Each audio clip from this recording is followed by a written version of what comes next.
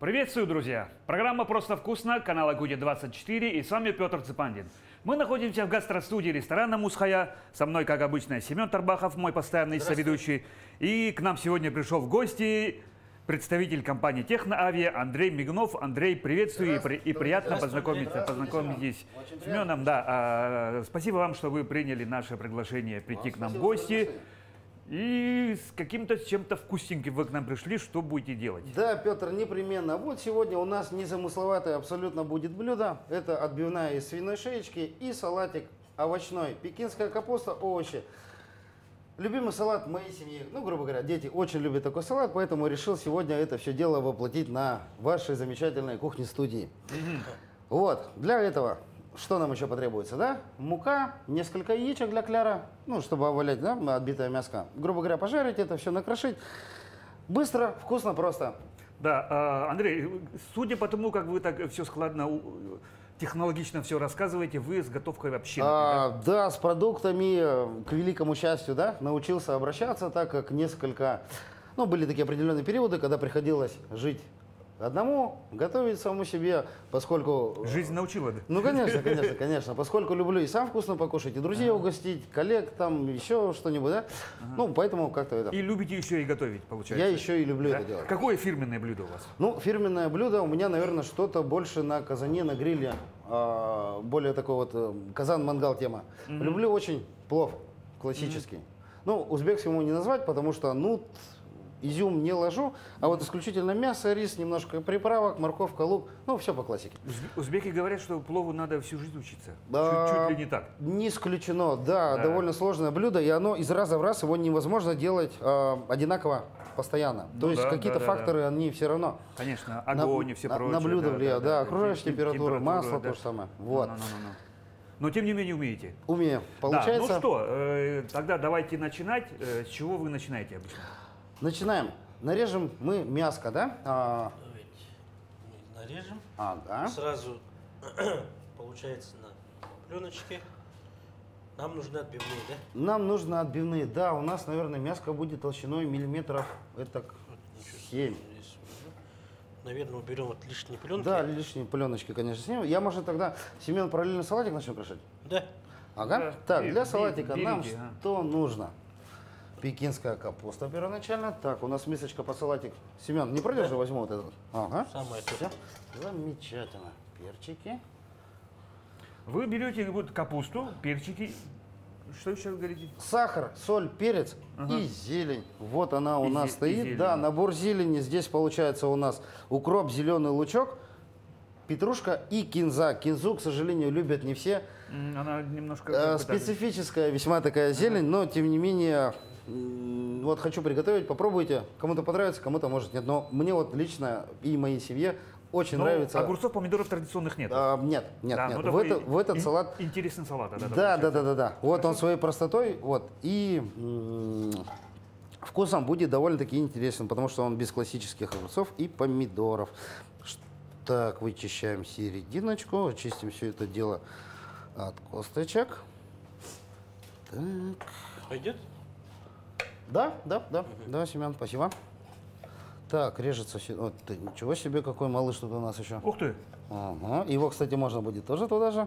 Ну да, тут еще один есть, мы смотрим. Да. Сюрпризом, да, как говорится. Сюрпризом. Вот, Петр, тружусь в компании «Техноавиа» уже 5-й год. В августе месяце будет 5 лет. Вот, должность моя правильно называется ведущий менеджер группы активных продаж, но по совместительству являюсь и бренд-менеджером. Это продвижение фирменной продукции наших компаний, поставщиков, да, партнеров. Это таких, как дерматологические средства защиты, это защитные каски, защитные очки, наушники, ну и все прочее. Перчатки. Вот такого рода. А как ваша трудовая деятельность начиналась? И вообще, расскажите, пожалуйста, немножко о себе, нашим телезрителям. Откуда вы родом, чьих будете, Конечно. Родился в городе Якутске. В 88 году это случилось. Когда родителям, маме было, моей дорогой любимой, 40 лет, отцу, папочке любимому 43 года, вот решили младшего ребенка завести в таком возрасте. Ну и вроде как получилось у них это Ну, дело говорят, сделать. у пожилых, ну, скажем так, относительно пожилых гении получается. Ну, не исключено, не исключено абсолютно. Вот. Все еще впереди, как говорится. Конечно, конечно. В 95-м году окончил среднюю общеобразовательную школу номер 26. Вот. Ой, в 95-м году я пошел в первый класс. В 2005-м я ее закончил. Вот я подумал, уже гений, вундеркинд. Да. В 88-м и в 95-м уже школа. Да. Ага, Это, так. с садика перескочил. Вот, затем поступил в Северо-Западную академию государственной службы, город Санкт-Петербург. Проучился там 2 года, но, к сожалению, по состоянию здоровья, Петр, пришлось мне этот замечательный город покинуть, так как климат не подошел. Ну, так бывает. Да. Акклиматизация. К сожалению, это вышло вот таким вот образом. Но ничего страшного. Перевелся сюда, получается, в Северо-Восточный федеральный университет. Уже с ВФУ был тогда, ЕГУ. Да. Да, уже был он из УФУ, бывший ЕГУ. Вот, финансово-экономический институт. Но из-за разницы предметов, к сожалению, пришлось мне на годик, получается, младше. То есть с 3-го курса перескочить. Ну да, на второй. обычно Из-за так и разницы бывает. Да. предметов. Надо что-то пересдавать и все Да. прочее. С переводом, ага. Помимо пересдач, вот так вот, к сожалению, вышло, но ничего страшного. В 2011 году я его благополучно оканчиваю. Вот, устраиваюсь на работу в территориальное управление Федерального агентства по управлению госимуществом, он же Росимущество, да? Вот вчерашний выпускник уже такой серьезную структуру, да? Да, но там, к сожалению, по договору ГПХ в юридический отдел попал. Вот, несмотря на то, что по специальности экономист, финансы и кредит у меня. Но я параллельно еще учился в Якутском экономико-правовом институте. Вот, на заочной форме. EAP. Да. EAP, Ага. да. На заочке учился. Ага. Вот, но, к сожалению, закончить мне не довелось, так как мне предложили работу в замечательнейшем нашем северном городе Тикси. Ух ты! Вот, у меня первая запись в трудовой книжке оттуда прямо идет. В ГУП аэропорт Тикси. Вот, там проработал порядка 8 месяцев. Прочувствовал все прелести проживания на севере. Пургу. Пургу. Ветра бесконечные. Да. Вот было самое интересное. Прилетев туда первый раз. Приземлился самолет, это был декабрь, где-то середина. Приземляется самолет, ну, часа где-то в 4 по местному времени. Выхожу с трапа, темно. Думаю, ну ладно, уже вечер. Как бы пока разместился в гостинице, пока там что-то сходил в магазин, там чай, кофе, что-то приобрел. При гостинице там кафешечка небольшая, магазин, небольшая кафешечка, магазин. По-прежнему темно. По-прежнему, ну, как бы да, это вечер. Ага. Вот, там что-то перекусил, лег спать. Утром просыпаюсь, там часов где-то около 7. Ну, 7-8, точно не помню. Темно. Думаю, ладно, до сих пор темно. Ну, как бы еще утро не наступило.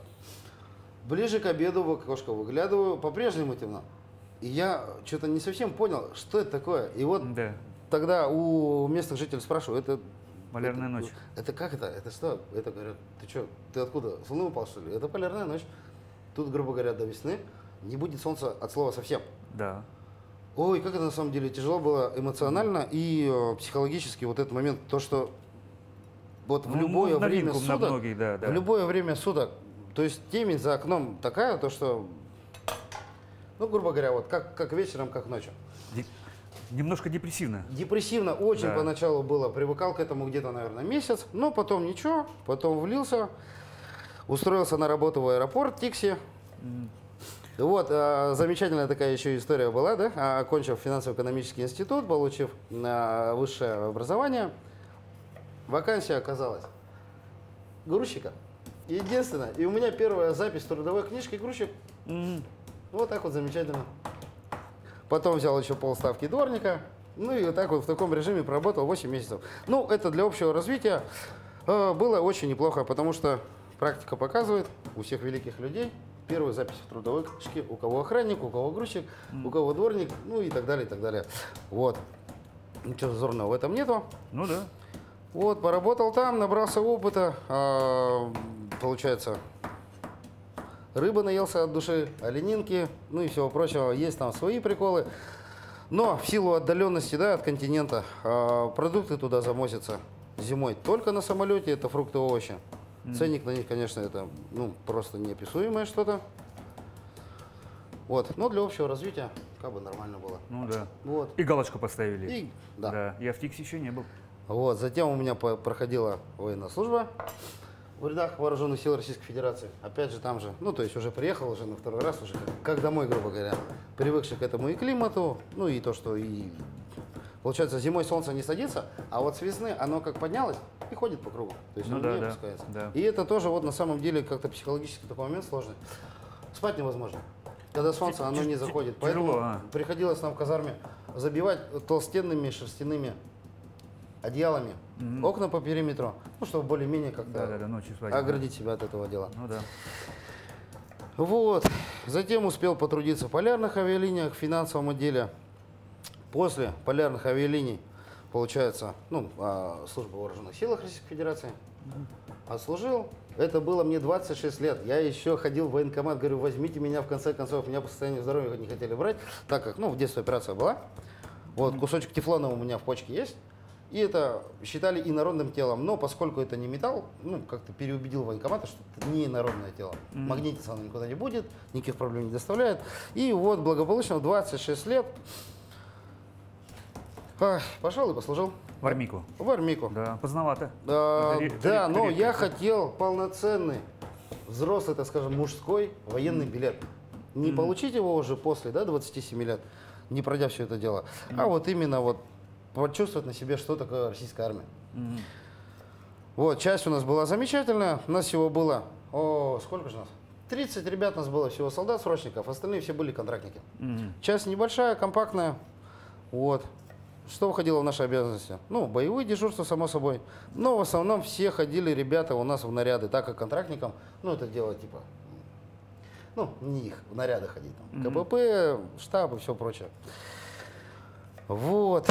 В 27 лет оттуда вернулся, устроился на работу. Тогда еще существовала такая организация, как ГБУ Якутскмедтранс. Они занимались, получается, вот у них был весь автопарк скорых помощи. Водители, своя авторемонтная мастерская, вот, а врачи-фельдшеры, они относились к станции 03. То есть это были совсем две разные структуры. Это сейчас скорая помощь объединилась и забрала себе... Все вместе, ага, да. Да, вот теперь. А раньше были, я еще думал, как это, скорая помощь и экипажи, да, врачей, разные вещи, ну, как-то не укладывалось. Вот, ну, потом... Вот, проработал там какое-то время.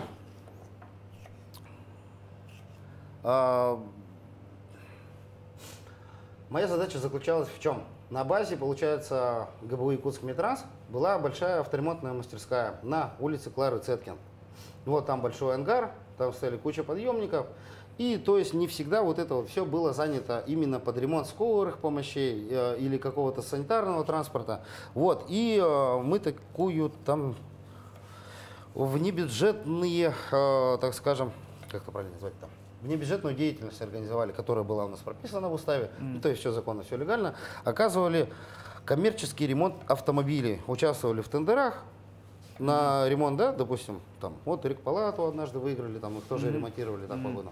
Ну, интересно такая. Ну, такой цех, да. Да, чтобы это дело все не простаивало, а, грубо говоря, работало постоянно. Вот там, потому что некоторые те же инструменты из бюджета, их нельзя было купить, а там все всякие пневмогайковерты, они нужны. Ну и, соответственно, вот у нас был внебюджетный фонд, в силу которого вот эти вот вещи покупались.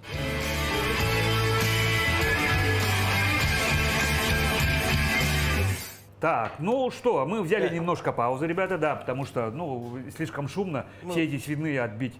Да, было бы слишком утомительно для телезрителей наших, поэтому Семен там благополучно все. Спасибо большое, Семен, за помощь. Отбил. В принципе, получилось быстро у него. Конечно. Совершенно быстро. Ну, профессиональный повар. Да, профессиональный, да. Вот, тем временем продолжим мы крошить наш Вы продолжаете салатики, на чем, как салатик. говорится, мы остановились. Ага. И рассказ ваш интереснейший. Ой, так, в чем же мы остановились? На ТИКСе? Нет. Да. Ну вот, отслужил, значит, я Да. в армии, вернулся в Якутск, устроился в Якутскмедтранс. Медтранс, да. Да, поработал там какое-то время. Вот, затем уже начало пахнуть жареным, о том, что компания, ну, в ближайшее время будет ликвидирована, да, как, ну, вообще, существование свое прекратит. Ну и начал подыскивать другую работу. Реорганизация получалась. Да, как такового Якутскмедтранса больше не будет. Вот, устроился в компанию ИТЭК. Должность там была такая интересная. Специалист по реализации неликвидов. Да? Что это себе представляло? Вот. Получается, на производственных площадках, да, ИТЭКовских, ну, по Маганскому тракту там у них база, и склад, и производство, и все прочее. И на территории этой базы куча всякого металлолома. Трубы старые, задвижки, там какие-то прессы, кузнечные аппараты, вот эти аппараты всякие, там, выбивать какие-то изделия. Вот, моя задача была это все продать. Толкнуть, да? Да, специально придумали такую должность. Вот. Процент от реализации еще наверняка. Процент, да, у меня был фиксированный оклад и проценты от реализации. Вот, ни разу я этот процент не увидел, так как мне ничего не позволили продать. Я вот до сих пор, для меня такая загадка интересная. Лежит задвижка, да, еле 20, она ржавая. Ну да, она как бы вроде пришла в негодность, но может еще и Да, поработать. но я там в Тюмени ребят находил, которые готовы ее были покупать не как чермет, а как изделие. Мгм. Ну, там, конечно, не по рыночной стоимости, как она новая стоит. Вот, с этим предложением я приходил там к руководству службы безопасности. Они мне говорили, да, ты Красавчик молодец. нет, не красавчик, молодец, ты это должен продать именно так, как она в магазине стоит новая. Да ладно. Ага. Я так это сидел, слушал, как-то опешил немножечко. Ну и вот, в общем, ни одной сделки у меня по продаже ничего не свершилось. Так как хотели там, ну, вот такие вот всякие ржавые вещи продать, как новые по рыночной стоимости. Ну, ладно, поработал там недолгое время, уволился. Мгм. И однажды едем с супругой, ну, неважно куда, едем, и она на ИКТшке вакансии листает. И вот, говорит, посмотри, Технавия Саха требуется, ну, такой-то, такой-то сотрудник. Мгм. А у меня резюме уже подготовленное было, я думаю, ну, а что нет? Ну, и зарплата вроде приличная. Да, конечно. Отправили резюме, перезванивает мне Светлана Владимировна, наша руководитель отдела кадров. Говорит, ну, приходи на собеседование. Я, ну, отлично, все, понял, хорошо. Приезжаю на собеседование, пособеседовались, были еще претенденты на эту должность.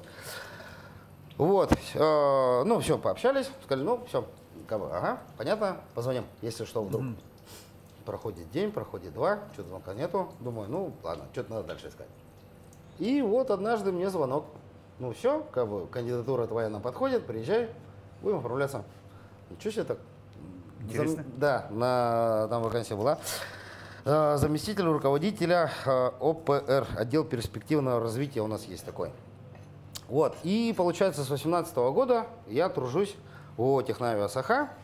Вот, ни на минутку не пожалел о том, то, что действительно вот мне супруга такую вакансию, ну не то, что нашла, ну вот подсказала, типа, давай резюмешку скинем. Звезды сошлись так. Да, и все, и вот уже, получается, в августе будет 5 лет, как я там тружусь.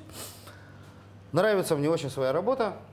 Вот, занимаюсь, во-первых, продвижением СИЗО, во-вторых, веду свою группу клиентов. Вот, у меня самый крупный клиент — это АО «Водоканал», то есть полное обеспечение одежда, обувь, средства индивидуальной защиты. Ну и как бы и приезжаешь к ним, грубо говоря, на предприятие, сотрудникам рассказываешь, показываешь, как правильно использовать те или иные вещи. Вот у нас проводятся семинары тут раз в год в Якутске, посвященные месячнику охраны труда. Вот у нас в начале месяца было в администрации очень большое мероприятие. Собирались все представители охраны труда самых крупных предприятий по городу. Вот довольно глобальное мероприятие было, так как мы пригласили гостей наших партнеров из Москвы, с Дальнего Востока, с Хабаровска, с Перми даже люди приезжали. Партнеров, поставщиков, да? скорее? Партнеры, поставщики, да. Вот сделали прямо там возле актового зала большую такую неплохую экспозицию. То есть Выставка, да. И выставка, да, и Новинки, оборудование и все прочее. да. Вот, то есть у нас из года в год такие мероприятия совместно с администрацией нашей городской проходят. О чем спасибо, большое хотелось бы сказать организаторам, ну, в лице охраны труда нашей администрации. Вот, затем в Алдан поехали через день. То есть это, если, допустим, было 4-го, 6-го мы в Алдане то же самое мероприятие провели для производственных предприятий алданских. Вот, тоже довольно масштабное было по меркам Алдана. Ну, там не собралось, конечно, как у нас 150 человек, но тем не менее, там если 30 соберется для Алдана, это считается прям Конечно. хорошо. Вот, компания наша существует 26-й год уже на якутском рынке. Получается, Валерий Фанасьевич Терентьев, да, наш руководитель, он открыл самый первый филиал Технавия вообще в России полностью. То есть, ну, франшиза это получается. Да, франшиза это своего рода. Вот, это было, ну, почти 26 лет назад. И вот как-то удивительно так сложилось, то, что именно в Якутске открылся первый филиал Технавия вообще по всей России. Сейчас, ну, производственные мощности и розничная сеть, она разрослась до 100, по-моему, 18 городов, до 118. Региональные партнеры. Ну, это сеть торговая, Технавия. Вот, это 118, получается, магазинов, это с обособленными подразделениями. То есть, если у нас, допустим, в Якутске филиал, то у нас в Нерюнгре и в Мирном есть обособленные подразделения, которые подчиняются непосредственно нашей ООО «Технавия СХ». Вот. Также существуют магазины у нас в Чехии, в Арабских Эмиратах, в Казахстане. Ну вот, то есть как бы на российском рынке не зациклились, и вот такая вот обширная сетка у нас теперь есть. Уже выход на международные рынки. Да, да, да. Ну вот в Дубае у нас свой собственный магазин есть. Вот, компания динамично развивается из года в год. Отличный коллектив, правильно подобран. Кто, ну, там больше не работает, наверное, тот и больше не нужен там, да? Ну, как говорится. Вот, отдельное спасибо, отдельный огромный привет, руководству всем. Поле чудес немножко. Ну да. Сколько народу работает в компании?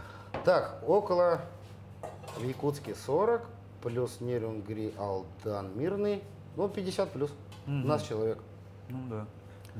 Не маленькая компания. С Да, учетом да. того, что, ну, считай, один из старейших якутского бизнеса. Да, потому что да, все это да. начиналось в 90-е годы, когда страна уже по-другому, на другие рельсы совершенно вставала, скажем так, мы говорим капитализм, но что делаете, другие экономические реалии, да? Да, да, Петр, совершенно верно. Вот, раньше специализировалась компания исключительно на авиационной одежде, а тогда что было все? Ватная куртка, ватные штаны, рукавицы, Да, и валенки. унтишки. И унтишки, да. Да, но да, унтишки уже, да. Это, Овчина. Овчина, это Да, было да, прям да, да. крутое изделие. Летные унты, я помню, 80-е Вот, годы. потом пошли летные кожаные куртки, и Дугласы тоже были, и наше собственное производство. Вот, а сейчас, получается, ассортимент, он настолько стал широким, то что более 2000 наименований. Вот. Ясненько. Вот так вот. А тем временем салат вы дорезаете. Да. Сюда мы, получается, разбиваем яйца, да? Да, 2 яичка. А вы уже, получается, замешали и сольку, и перчик, да? Да. Ага. Так, все это дело смешиваем. Венчик, Семен, подскажите, пожалуйста, есть ли у вас, или это вилочкой можно будет сделать? Вилочки сделать. 2 яйца, да? Да, 2 яичек достаточно будет. Ну, или с вашей точки зрения, 2 или 3 все-таки? Да, 2 подойдет. 2, понятно. Так, тем временем салатик у нас. Вы вскользь упомянули о своей супруге, да, как она вам помогла один раз, да, получается, да. Расскажите о семье своей. Женат, имею 3 ребятишек, все еще пока несовершеннолетние. Многодетные. Многодетные, Здорово. да, статус вот такой обрели тоже. Вот, а так, супруги мои, конечно, спасибо огромное за это дело, то, что она все-таки решилась вот так вот подряд 2 ребятишек младших. Ну, такой довольно тоже для женщины шаг. Ну да. Как выглядит обычный ваш рацион? Кто чаще готовит? Скорее всего, супруга, да? Да, по будням готовит супруга, а в выходные я беру полностью на себя эту ответственность. Ух, как красавчиком. Да. Да. Вот так как это дело мне не чуждо, люблю готовить, люблю вкусно покушать, и дети очень тоже любят, когда я что-нибудь интересное Ну, готовлю. тем более вы рассказали, что это любимые салаты. Да, ваших детей, ребятишки у меня вот любят этот салатик очень. Не именно огурцы, помидоры, а вот пекинскую капусту с перчиком и зеленью. Так, все это дело сейчас. Ну, вот так, я пододвину Оп. вам. Ага, спасибо. Так, ну, в принципе, еще. В принципе, уже чуть-чуть, и, по-моему, хватит. Да, чуть-чуть сейчас вот более энергично это дело. Так, всё по-моему, сделаем. должно же быть в равных долях, да? Примерно. Ну, чуть-чуть салатика, пекинской капусты имеется в виду. Чуть-чуть побольше можно. Ну, а так, в принципе, если 50 на 50, то тоже очень неплохо. Сейчас мы это дело все сахарком обдадим, чтобы это сок, все дело нам дало. Засолим, заперчим и добавим немножечко растительного маслишка с черным перчиком и зеленью. Это заправка такая, да? Это, да, такая заправочка. Это дело у нас минут 10 постоит, даст соки, все перемешается и будет прям замечательно. Вот. Так, и вот так мы обваляли. Да? Да, да, да. Начинаем. Ух ты, такое полотно, да, аж получилось. А оно сейчас ужарится в процессе. Ну да, она так джик. Чуть-чуть рано, походу. Не, нормально. Ой, Нормально? Масочка сейчас подогреется, и Ну да. будет самое то. Вот, спасибо Семену большое. Я-то думал, сейчас самому жарить придется. Оказывается, вот так вот. А мы можем батл устроить. Одну штуку вы, другую. А, кстати, Другую Семен. а почему бы и нет, если Семен не против? Так, чтобы побыстрее у нас салатик резался, надо несколько листочков ложить. Вот, что еще хотел рассказать, да, себе. Есть у меня старший братик с сестренкой. Вот, но у нас разница по возрасту довольно приличная. Если мне в этом году исполнится 35 лет, то брат меня старше на 11, сестра же на 16. Ну, то есть прям такие уже конкретно взрослые люди. Ну и вот.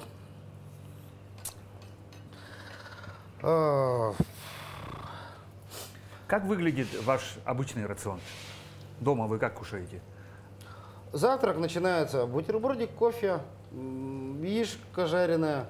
Если готовить прям совсем лень, ну что-то с вечера оставшееся с ужина. Вот тоже можно быстренько подогреть, перекусить и побежать на работу.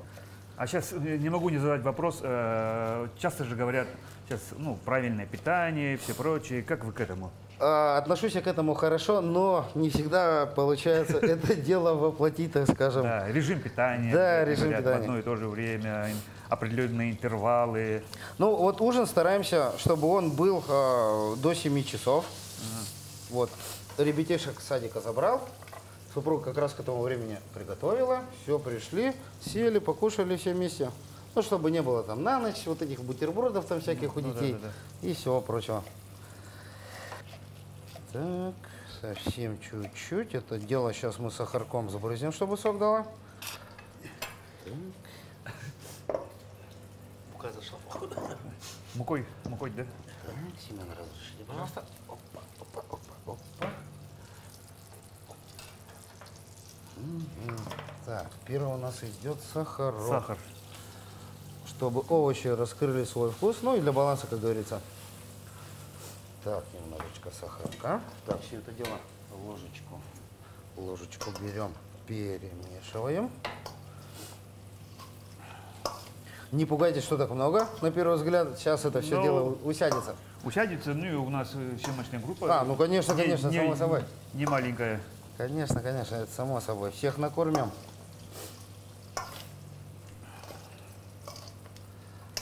Так, теперь солька пошла у нас.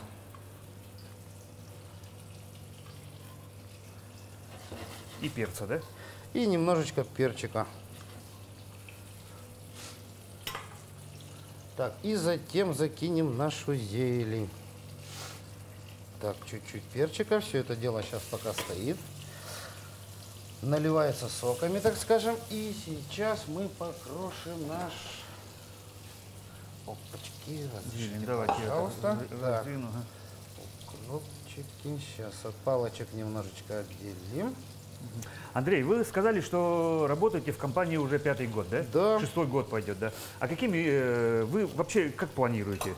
Всю жизнь продолжать в этой компании? Есть ли какие-нибудь достижения, которыми вы гордитесь? Профессиональные именно среди. Профессионально, ну, повысился у меня очень сильно, так скажем, уровень своей профессиональной подготовки, да? Теперь я могу проконсультировать человека дистанционно. То есть, допустим, звонит клиент, спрашивает, вот мне нужен респиратор. У меня нету такого, чтобы, да, конечно, вот есть. Я его в первую очередь спрошу, для каких видов работы, что вы будете делать? Он мне говорит, допустим, вот мне надо залезть в цистерну, почистить ее изнутри из-под горюче-смазочных материалов. Я его начинаю сходу отговаривать. Ни в коем случае вам респиратор, во-первых, не поможет, вот, так как можно отравиться. А если какая-то емкость большая, то это не просто респиратор или полумаска с фильтрами. Это уже нужен изолирующий противогаз со шлангом в 10 или 20 метров, чтобы, не дай бог, с человеком ничего не случилось, пока он будет заниматься, да, своей работой. Вот, ну то есть вот... Ну, отравление не получить. Да. Ну, то есть вы непосредственно, получается, сами и в поля ходите, это И в поля ходим, испытываете. Конечно, непременно. Если, допустим, не подошел тот или иной респиратор или полумаска с фильтрами, то там уже какие-то другие решения приходится находить. Там уже более какие-то технологически сложные изделия, там система принудительной подачи воздуха. По очкам, допустим, люди звонят. Вот вы как думаете, какого цвета линза защитит от ультрафиолетовой лампы кварцевой? А, вы меня спрашиваете? Да, ну вот так вот, на Ну, скидочку вопрос. Я не знаю. Вот, на самом деле, вот такие вопросы тоже звонят. Вот мы, говорят, с кварцевыми лампами работаем, посоветуйте нам очки. Я сам этого не знал до того, как не столкнулся с этим. Оранжевый цвет линзы, вот, он оберегает, получается, органы зрения от вот этого раздражающего фактора. Даже не раздражающего, а обжигающего. Ну, не дай бог сетчатку не прожить. Конечно, конечно. Вот у нас была такая у самих ситуация дома. Однажды включили кварц, вроде он не был направлен, то есть его не было видно. По протяжению часа в глазах началось ощущение, как будто битого стекла насыпали. И это продолжалось сутки. Это все вот роговица обожглась. А на самом деле, если бы одели очки, ну вот с оранжевой линзой, ничего такого не было. Вот, то есть, как бы вот Ну, даже на весеннем солнце можно спокойно. Да, да, У нас да. тоже ситуации были на охоте. 2 дня лед, снег, гуси летят, 2 дня без очков, и потом на следующий вечер ничего не видишь. Вот. Да. Существуют средства защиты глаз поляризационной линзы. Поляризационные, да. Да, вот. У нас это в ассортименте тоже имеет место быть. Даже потом на испытания могу что-то предложить. Ну, то есть, как бы, это, Ну-ну-ну. сами там постреляйте, посмотрите, оно не оно. Что у нас там еще? Так, зелень готова. Все это закидываем, замешиваем. Так, сейчас, Так, ладно. так. Мгм.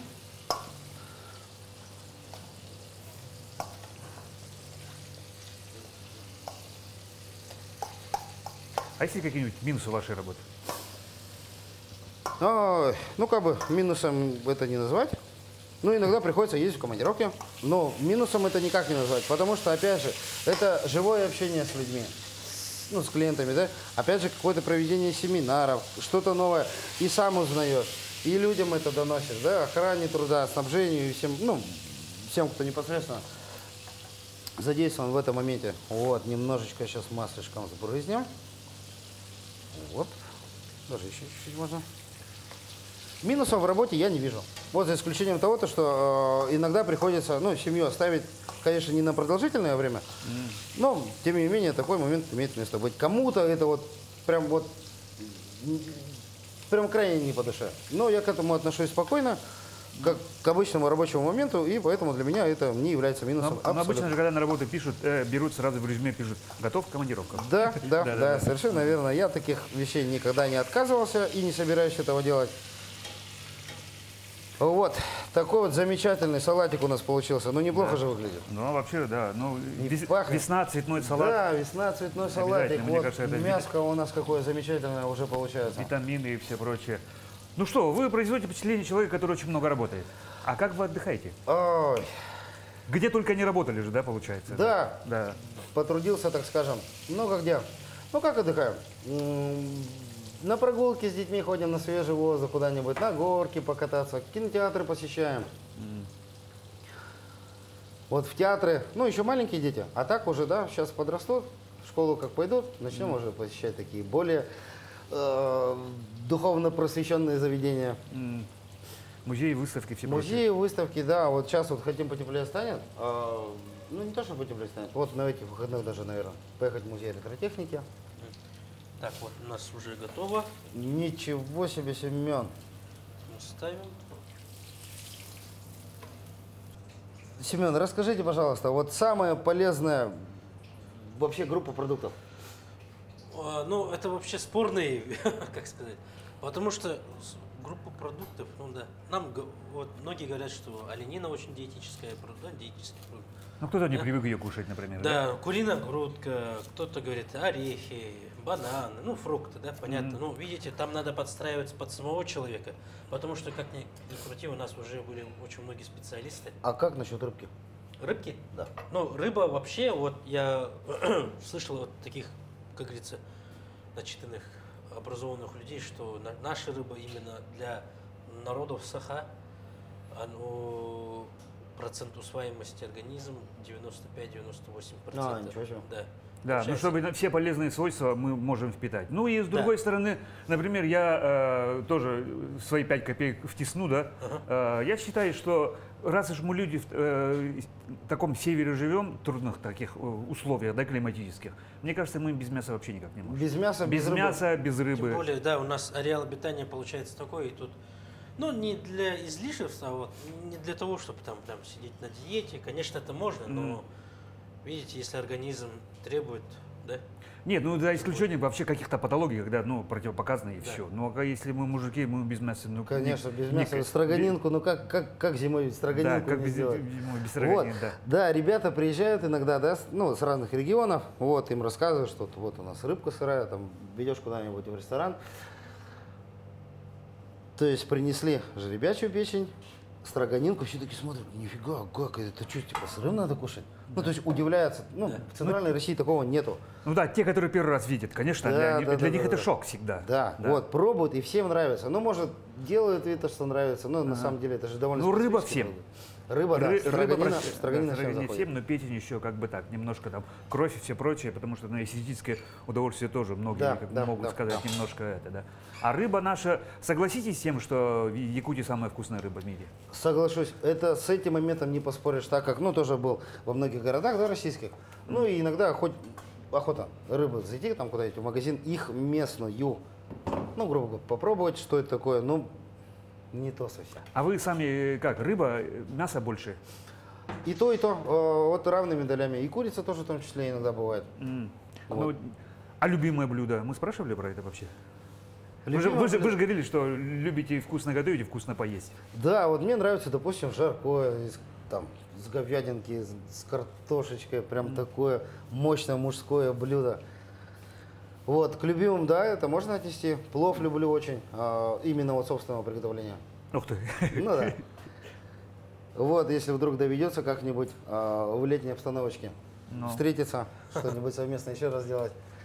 Вот. Как говорится, предложение принято. Мы его слышали Мы его услышали. и запомнили. И примем Да, к сведению. ну, да. господа, ради бога. И Конечно, конечно, примем к конечно. сведению.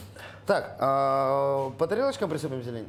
Семен, пробуйте. Да, ну Семен нам сейчас Да. сервирует. А, всё, Он я это понял. умеет делать, да. Мы, получается, уже вот это подрежем. Заодно проверим прожарку. Да, всё. Отлично. Андрей, есть ли персонаж, либо кто-то человек, кем вы в жизни восхищаетесь? На кого вы равняетесь? Кого берете пример? Да, есть у меня старший брат, очень такой красавчик человек. Вот, к сожалению, пока еще немножечко до него не дотягиваю. Очень целеустремленный человек, который в жизни, ну, его, наверное, многие в городе знают, так как фамилия у нас одна. Вот. Все у него хорошо. И вот этим человеком я действительно его люблю, восхищаюсь и горжусь. Вот, стараюсь быть похожим на него, но пока немножечко не получается. Ну, все впереди, как Все говорится. впереди, конечно, нет. А есть у вас жизненный девиз? Ни шагу назад, Ух только ты. вперед. Что бы ни случилось, при любом раскладе, ни в коем случае не надо останавливаться на какой-то определенной цели достигнутой, прогрессировать, развиваться, что-то новое узнавать. Ну, это же и интересно, ну и в дальнейшей жизни поможет. Да. Ну, здорово. Вот так вот. Ничего себе, какая красотища. Это еще и должно быть очень вкусно.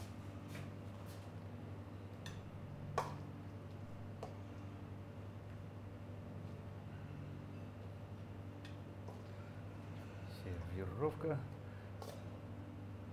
Как раз по одному.